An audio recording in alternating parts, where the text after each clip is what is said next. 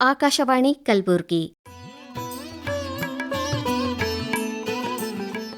ಮರಣದ ನಂತರ ತಮ್ಮ ದೇಹವನ್ನು ದಾನ ಮಾಡಲಿರುವ ಕೆಎಸ್ಆರ್ಪಿಯ ನಿವೃತ್ತ ಪೊಲೀಸ್ ಸಬ್ ಇನ್ಸ್ಪೆಕ್ಟರ್ ಕಲಬುರ್ಗಿಯ ಆರ್ ಪುಂಡಲಿಕ್ ನಾಯಕ್ ಹಾಗೂ ಶ್ರೀಮತಿ ರೂಪಾ ಪುಂಡಲಿಕ್ ನಾಯಕ್ ದಂಪತಿಗಳೊಂದಿಗೆ ಮಾತುಕತೆ. ಇವರನ್ನು ಮಾತನಾಡಿಸುತ್ತಾರೆ ಬಿ ಸಿದ್ದಣ್ಣ. ನಮಸ್ಕಾರ ಕೇಳಿದ್ರೆ, ಇವತ್ತಿನ ಕಾರ್ಯಕ್ರಮಕ್ಕೆ ನಿಮಗೆಲ್ಲರಿಗೂ ಸ್ವಾಗತ. ಇವತ್ತಿನ ಕಾರ್ಯಕ್ರಮದಲ್ಲಿ ನಮ್ಮ ನಿಲಯದಲ್ಲಿ ವಿಶೇಷ ಅತಿಥಿಗಳು ಈಗ ನಮ್ಮ ಜೊತೆಗಿದ್ದಾರೆ. ಅವರು ಕಲಬುರಗಿಯ ಕೆಎಸ್ಆರ್ಪಿಯಲ್ಲಿ ನಿವೃತ್ತ ಪೊಲೀಸ್ ಅಧಿಕಾರಿಗಳಾಗಿ ನಿವೃತ್ತಿ ಹೊಂದಿದ್ದಾರೆ, ಆರ್ ಪುಂಡಲಿಕ್ ನಾಯಕ್ ಅಂತ. ನಮಸ್ಕಾರ ಸರ್. ನಮಸ್ಕಾರ ಸರ್. ಹಾಗೆ ಅವರ ಜೊತೆಗೆ ಅವರ ಧರ್ಮಪತ್ನಿಯಾದಂಥ ಆರ್ ರೂಪಾ ಅವರು ಇದ್ದಾರೆ. ನಮಸ್ಕಾರ ಮೇಡಮ್. ನಮಸ್ತೆ ಸರ್. ತಮ್ಮಿಬ್ಬರಿಗೂ ಇವತ್ತಿನ ಕಾರ್ಯಕ್ರಮಕ್ಕೆ ಸ್ವಾಗತ. ಆರ್ ಪುಂಡಲಿಕ್ ನಾಯಕ್ ಅವರು ಮತ್ತು ಅವರ ಧರ್ಮಪತ್ನಿಯಾದಂಥ ಶ್ರೀಮತಿ ರೂಪಾ ಪಿ ನಾಯಕ್ ಅವರು ಸಮಾಜ ಸೇವೆ ಮಾಡ್ತಿದ್ದಾರೆ, ಆಮೇಲೆ ಅನೇಕ ಚಟುವಟಿಕೆಗಳಲ್ಲಿ ತೊಡಗಿಸ್ಕೊಂಡಿದ್ದಾರೆ. ಇವತ್ತಿನ ವಿಶೇಷ ಏನಪ್ಪಾ ಅಂದ್ರೆ, ಅವರಿಬ್ರು ಮರಣಾನಂತರ ತಮ್ಮ ದೇಹವನ್ನು ದಾನ ಮಾಡಲಿಕ್ಕೆ ಈಗಾಗಲೇ ಒಪ್ಪಿಗೆ ಕೊಟ್ಟಿದ್ದಾರೆ. ಅಂದ್ರೆ ಆರ್ ಪುಂಡಲಿಕ್ ಅವರ ನಿವೃತ್ತಿ ದಿನನೇ ಈ ಒಂದು ವಿಷಯವನ್ನ ಘೋಷಣೆ ಮಾಡಿದ್ದಾರೆ. ಇವತ್ತು ಅವರ ಜೊತೆಗೆ ಅವರ ಅನುಭವಗಳು, ಅವರು ಯಾಕೆ ಈ ತರ ಒಂದು ತೀರ್ಮಾನ ತಗೊಂಡ್ರು, ಅದೇ ಸಂದರ್ಭದಲ್ಲಿ ಯಾಕೆ ತಗೊಂಡ್ರು, ಈ ಎಲ್ಲಾ ವಿಷಯಗಳನ್ನ ಅವರಿಂದನೇ ನಾವು ತಿಳ್ಕೊಳ್ಳೋಣ. ಸರ್ ನಮಸ್ಕಾರ.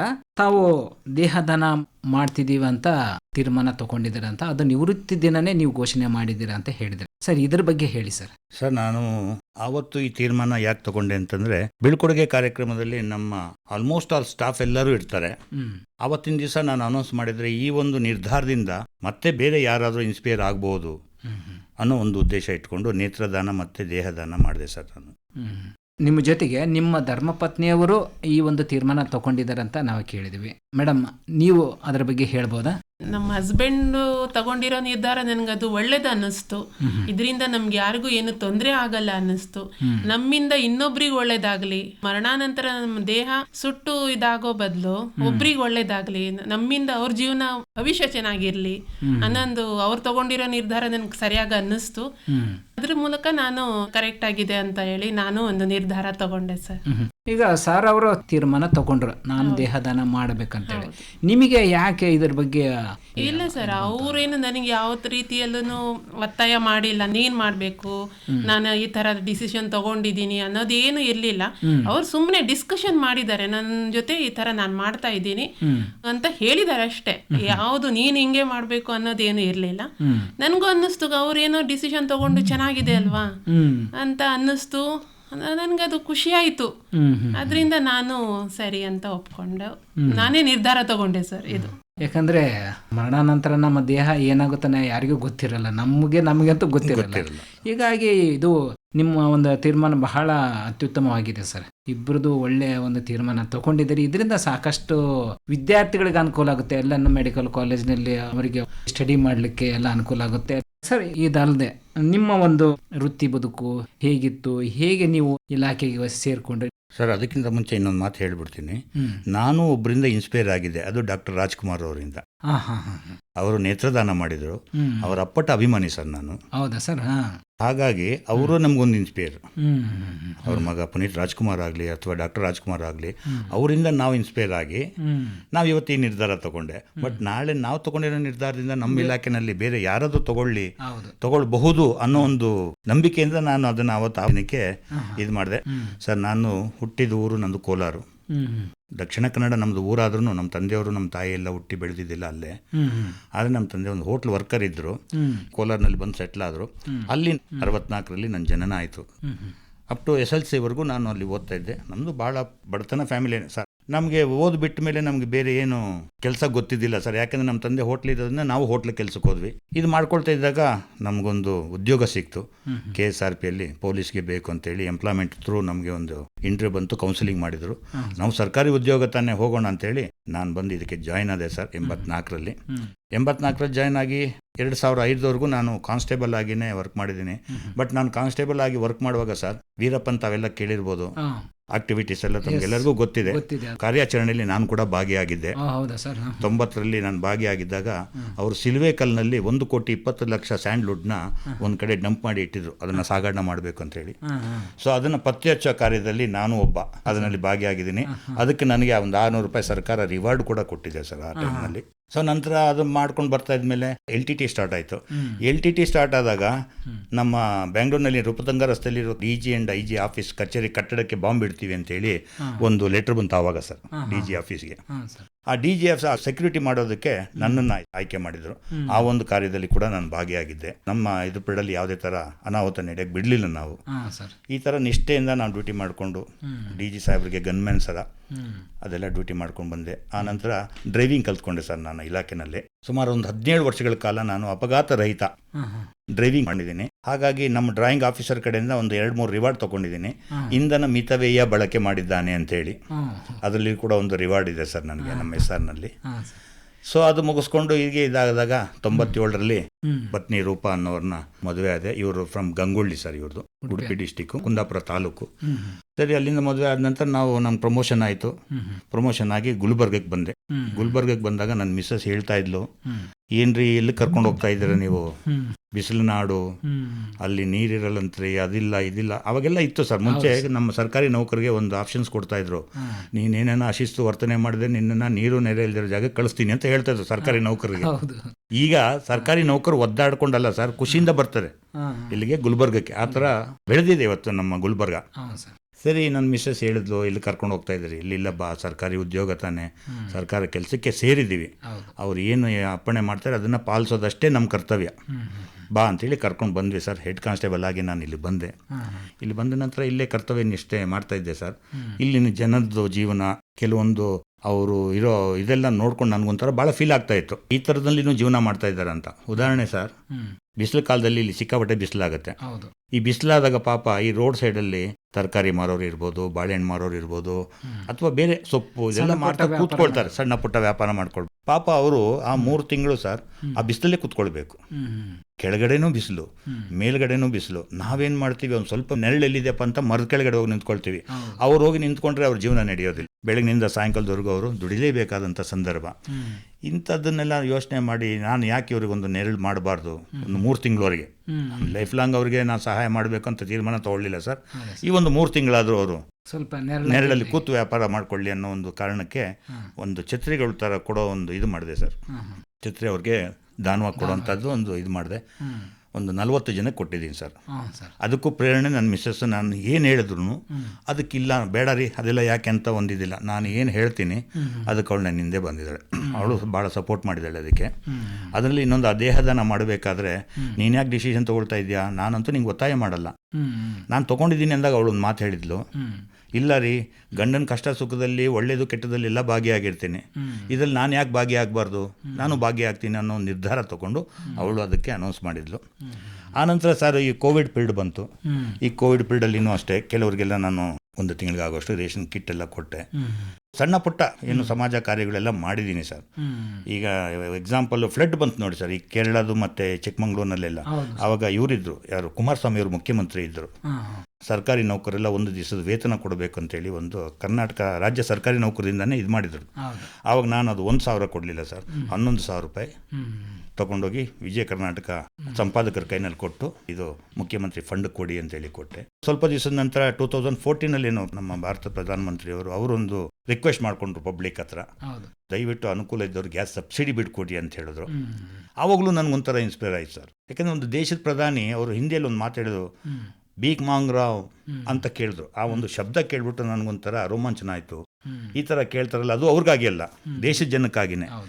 ನಾನು ದೇಶಕ್ಕೆ ಏನಾದರೂ ಮಾಡಬೇಕಂತಂದರೆ ಇಂಥ ಸಣ್ಣ ಪುಟ್ಟದ ಅಳಿಲು ಸೇವೆ ನನ್ನ ಕಡೆ ನಾನು ಆಗಲಿ ಅನ್ನೋ ಒಂದು ಕಾರಣಕ್ಕೆ ಆ ಸಬ್ಸಿಡಿ ಬಿಟ್ಕೊಟ್ಟೆ ಸರ್. ಅದಕ್ಕೆ ಪ್ರತಿಫಲವಾಗಿ ಅವರು ಥ್ಯಾಂಕಿಂಗ್ ಸರ್ಟಿಫಿಕೇಟ್ ಒಂದು ಕಳಿಸ್ಕೊಟ್ಟಿದ್ರು. ಅದನ್ನು ಇಲ್ಲೇ ಗುಲ್ಬರ್ಗದಲ್ಲೇ ವಿತರಣೆ ಮಾಡಿದರು. CM ಬಂದಿದ್ದರು, ಅವ್ರ ಮುಖಾಂತರ ನಮಗೆ ಇಲ್ಲಿ ESI ಹಾಸ್ಪಿಟಲ್ ಆಡಿಟೋರಿಯಂನಲ್ಲಿ ಅದನ್ನು ಫಂಕ್ಷನ್ ಮಾಡಿ ಕೊಟ್ಟು ಭಾಳ ಗೌರವಿಸಿ ಕೊಟ್ಟರು ಅದನ್ನು. ಸೊ ಇದಾದ ನಂತರ ಹೀಗೆ ನಮ್ಮ ಜೀವನ ನಡ್ಕೊಂಡು ಬಂತು ಸರ್. ಅಷ್ಟೊತ್ತಿಗೆ 2005ರಲ್ಲಿ ನಾನು ಏನು ಬಂದೆ, 2015ರಲ್ಲಿ ESI ಆಗಿ ಪ್ರಮೋಷನ್ ಇಲ್ಲೇ ಆಯಿತು ಸರ್. ಅದು ಈ ಶರಣ ಬಸವೇಶ್ವರ ಆಶೀರ್ವಾದ ಅಂದ್ಕೊಳ್ತೀನಿ, ಅಥವಾ ಬಂದೆ ನವಾದವ್ರದ್ದು ಅವರ ಆಶೀರ್ವಾದ ಇರ್ಬೋದು ಅಂದ್ಕೊಳ್ತೀನಿ.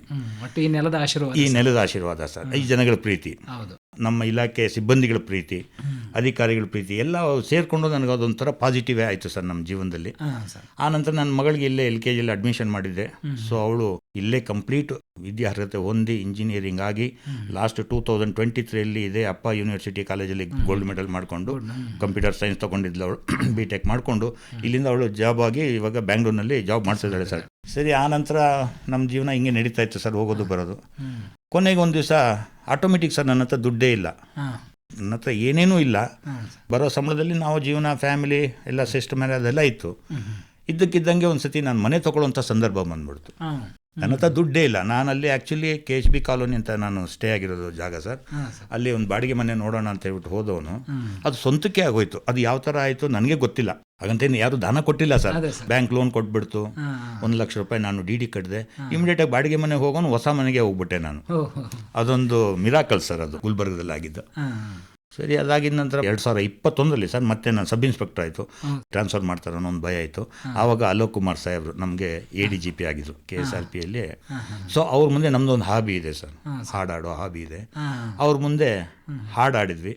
ಅದೇ ಒಂದು ಪ್ಲಸ್ ಪಾಯಿಂಟ್ ಆಯಿತು ಸರ್ ನಮಗೆ. ಅವರು ಕೌನ್ಸಿಲಿಂಗ್ ಮಾಡೋಕೆ ಹೋದಾಗ, ಪುಂಡ್ಲಿಗೆ ನೀನು ಹಾಡೋದೆಲ್ಲ ಪ್ರಾಕ್ಟೀಸ್ ಮಾಡ್ತಾ ಇದ್ದೀನಪ್ಪ ಹಾಗೆ ಹೇಗೆ ಅಂದರು. ಹೌದು ಸರ್ ಮಾಡ್ತಾ ಇದ್ದೀನಿ. ನೀವು ಹಾಡ್ಕೋತ ಅಲ್ಲೇ ಡ್ಯೂಟಿ ಮಾಡಿ ಅಂತ ಅವ್ರ ಬಾಯಿನಲ್ಲಿ ಬಂದ್ಬಿಡ್ತು.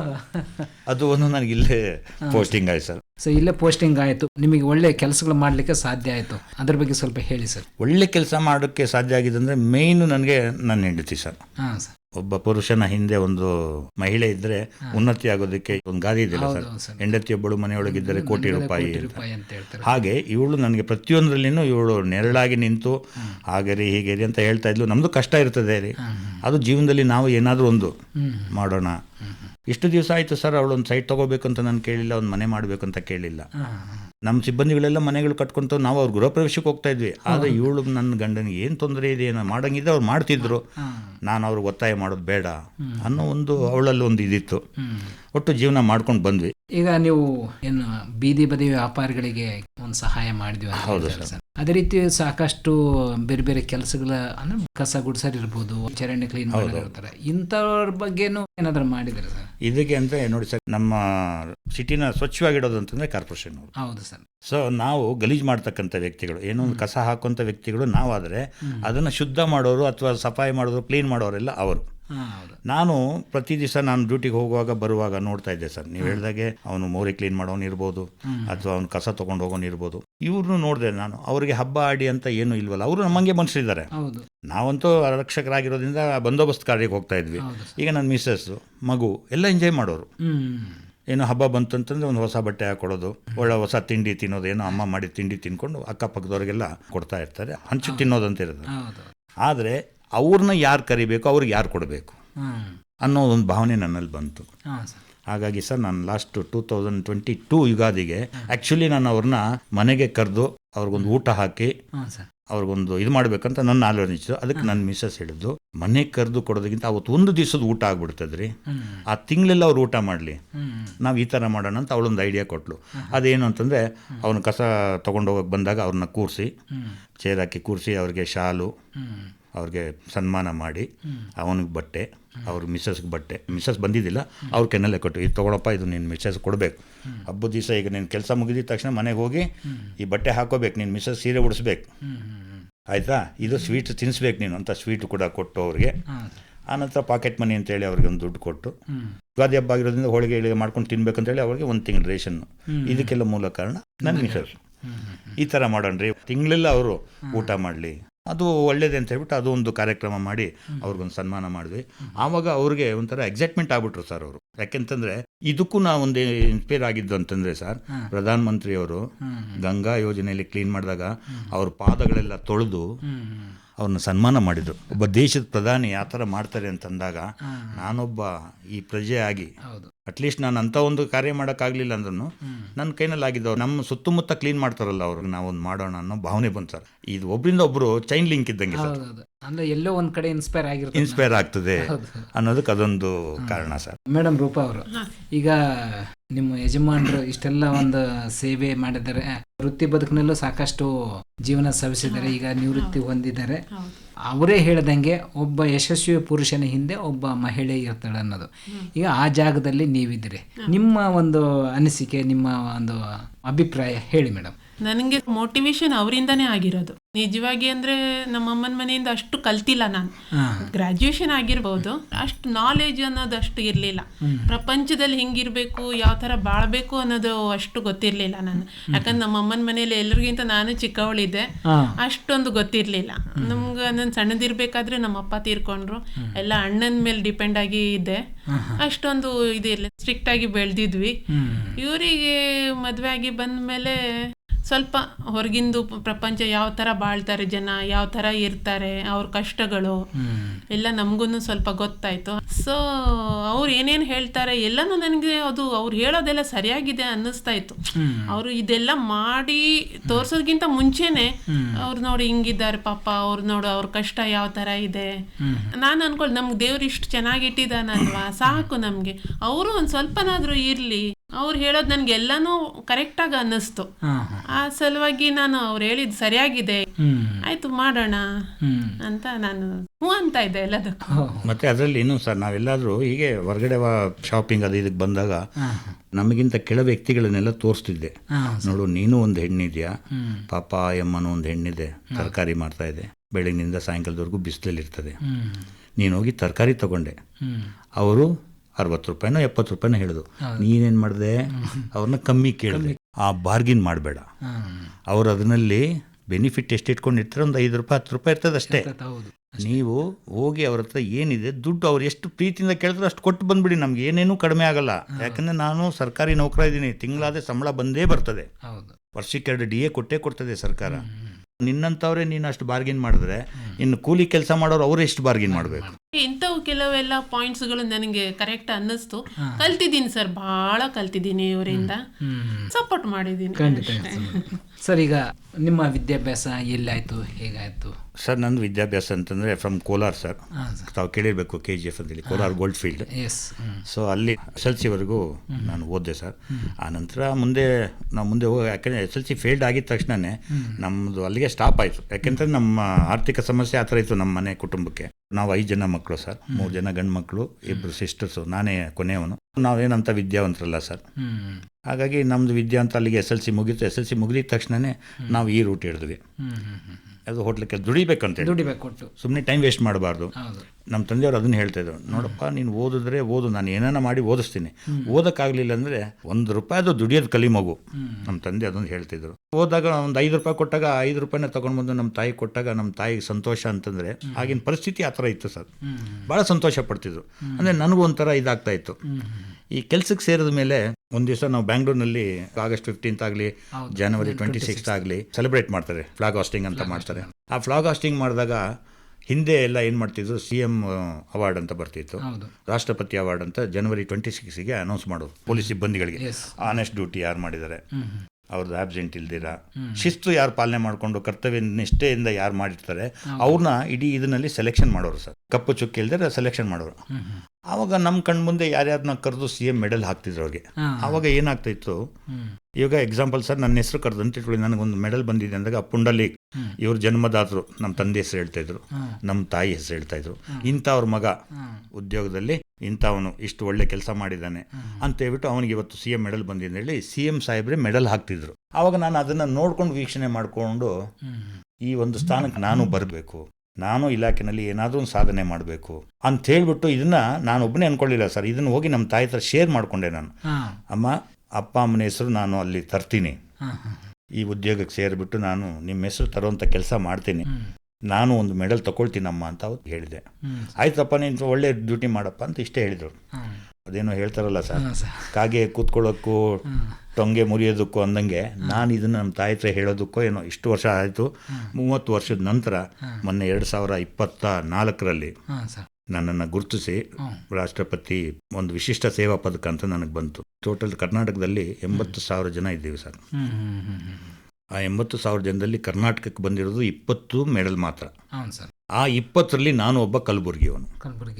ನನಗೆ ಈ ಊರು ಕೈ ಹಿಡಿದಿದೆ, ಒಳ್ಳೆ ಹೆಸರು ತಂದು ಕೊಟ್ಟಿದೆ ಅನ್ನೋ ಒಂದೇ ಒಂದು ಕಾರಣಕ್ಕೆ ಸರ್, ನಾವು ಮರಣಾನಂತರನೂ ಈ ಕಲಬುರಗಿಗೆ ನಮ್ಮ ಸಮಾಜ ಸೇವೆ ಆಗಬೇಕು. ಬಿಫೋರಾಗಿ ಅವ್ರ ಹತ್ರ ಮಾತಾಡ್ಕೊಂಡು ಬಂದ್ವಿ, ಸರ್ ಈ ಥರ ನಾನು ಮಾಡಬೇಕಂತ ಇದ್ದೀನಿ, ನೇತ್ರದಾನ ಮತ್ತು ದೇಹದಾನ, ಇದು ಯಾವ ಥರ ಸರ್? ಇಲ್ಲ ರೀ ಈ ಥರ ಇದೆ. ಹೌದು ಸರ್, ನಾವು ಇವಾಗೇನೋ ಇಲ್ಲಿ ರಿಜಿಸ್ಟರ್ ಮಾಡ್ತೀವಿ, ನಾವೆಲ್ಲ ಬೆಂಗಳೂರಿನಲ್ಲಿ ಸಾಯ್ತೀವಿ, ಅಲ್ಲಿಂದ ಬಾಡಿ ನಂದು ಉದ್ದೇಶ ಇದೆ ಸರ್ ಕಲಬುರಗಿಗೆ ಬರಬೇಕು, ಇಲ್ಲೇ ವಿದ್ಯಾರ್ಥಿಗಳಿಗೆ ಅದು ಅನುಕೂಲ ಆಗಬೇಕು. ಆ ಥರ ಸರ್ ನನ್ನ ಆಸೆ ಹಂಗಿದೆ. ಇಲ್ಲ ರೀ, ನೀವು ಎಲ್ಲೇ ಇದ್ರೂ ನಿಮ್ಮ ಜೀವ ಎಲ್ಲಿ ಹೋಗಿದ ತಕ್ಷಣ ಈ ನಂಬರ್ಗೊಂದು ಕಾಲ್ ಮಾಡಿದರೆ ನಾವು ಅಲ್ಲಿಂದ ಕಾಂಟ್ಯಾಕ್ಟ್ ಮಾಡಿಬಿಟ್ಟು 1 or 2 ಡೇಸ್ ನಾವು ಇಲ್ಲಿಗೆ ತರಿಸ್ಕೊಳ್ತೀವಿ ಅಂದರು. ಆವಾಗ ನನಗೆ ಭಾಳ ಸಂತೋಷ ಆಯ್ತು. ನಾನು ತೊಗೊಂಡಿರೋ ನಿರ್ಧಾರ ಈ ಕಲಬುರಗಿಗೆ ಸಿಗುತ್ತೆ ಅಂದಮೇಲೆ ಯಾಕೆ ಮಾಡಬಾರ್ದು ಅಂಥೇಳಿ ಆವತ್ತು ಅದೊಂದು ಇದು ಮಾಡ್ಕೊಂಡ್ವಿ ಸರ್ ನಾವು. ಸೊ ನಿಮ್ಮ ಒಂದು ಸಮಾಜ ಸೇವೆ ಮತ್ತು ನಿಮ್ಮ ವೃತ್ತಿ ಬದುಕು ಎಲ್ಲ ಒಟ್ಟೊಟ್ಟಿಗೆ ಸಾಗ್ತಾ ಇತ್ತು ಸರ್. ಹೌದು ಸರ್. ಅದರಲ್ಲೂ ನೀವು ಒಂದು ವಿಶಿಷ್ಟ ಸೇವಾ ಪದಕ ಪಡ್ಕೊಂಡಿದ್ದೀರಿ. ಅದಕ್ಕಾಗಿ ನಮ್ಮ ಆಕಾಶವಾಣಿ ಪರವಾಗಿ ನಿಮಗೆ ಅಭಿನಂದನೆಗಳು. ಇಬ್ಬರು ದಂಪತಿಗಳು ಜೀವನದಲ್ಲಿ ಬಹಳ ಅನ್ಯೋನ್ಯವಾಗಿ ಇದ್ದೀರಿ. ಇಂಗ್ಲೀಷ್ನಲ್ಲಿ ಒಂದು ಹೇಳ್ತಾರೆ, ಮೇಡ್ ಫಾರ್ ಈಚ್ ಅದರ್ ಅಂತೇಳಿ. ಪ್ರತಿಯೊಂದು ಕಷ್ಟ ಸುಖದಲ್ಲಿನೇ ಒಬ್ರಿಗೊಬ್ರು ಅರ್ಥ ಮಾಡಿಕೊಂಡು, ಗಂಡ ಹೆಂಡತಿಗೆ, ಹೆಂಡತಿ ಗಂಡನಿಗೆ ಒಬ್ರಿಗೊಬ್ರಿಗೆ ಆಸರೆ ಆಗಿದ್ದುಕೊಂಡು, ಅದರಲ್ಲೂ ನೀವು ವೃತ್ತಿ ಜೊತೆಗೆ ಸಮಾಜ ಸೇವೆ ನಡೆಸ್ಕೊಂಡು ಒಳ್ಳೊಳ್ಳೆ ಕೆಲಸಗಳನ್ನು ಮಾಡ್ತಾ ಇದ್ದಾರೆ. ಇದೇ ರೀತಿ ನಿಮ್ಮ ಜೀವನ ಸುಖಮಯವಾಗಿರ್ಲಿ ಅಂತ ನಾವು ಆಶಿಸ್ತೇವೆ. ಕಾರ್ಯಕ್ರಮದಲ್ಲಿ ಬಂದು ಭಾಗವಹಿಸಿದ್ದಕ್ಕೆ ತಮ್ಮಿಬ್ಬರಿಗೂ ನಮ್ಮ ಆಕಾಶವಾಣಿ ವತಿಯಿಂದ ಧನ್ಯವಾದಗಳು. ನಮಸ್ಕಾರ.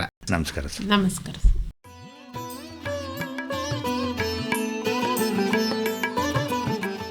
ಮರಣದ ನಂತರ ತಮ್ಮ ದೇಹವನ್ನು ದಾನ ಮಾಡಲಿರುವ ಕೆಎಸ್ಆರ್ಪಿಯ ನಿವೃತ್ತ ಪೊಲೀಸ್ ಸಬ್ ಇನ್ಸ್ಪೆಕ್ಟರ್ ಕಲಬುರ್ಗಿಯ ಆರ್ ಪುಂಡಲಿಕ್ ನಾಯಕ್ ಹಾಗೂ ಶ್ರೀಮತಿ ರೂಪಾ ಪುಂಡಲಿಕ್ ನಾಯಕ್ ದಂಪತಿಗಳೊಂದಿಗೆ ಇದುವರೆಗೆ ಮಾತುಕತೆ ಕೇಳಿದಿರಿ. ಇವರನ್ನು ಮಾತನಾಡಿಸಿದವರು ಬಿ ಸಿದ್ದಣ್ಣ. ಸಂಕಲನ ಮಲ್ಲಮ್ಮ ಟಿ ಬುಳ್ಳ.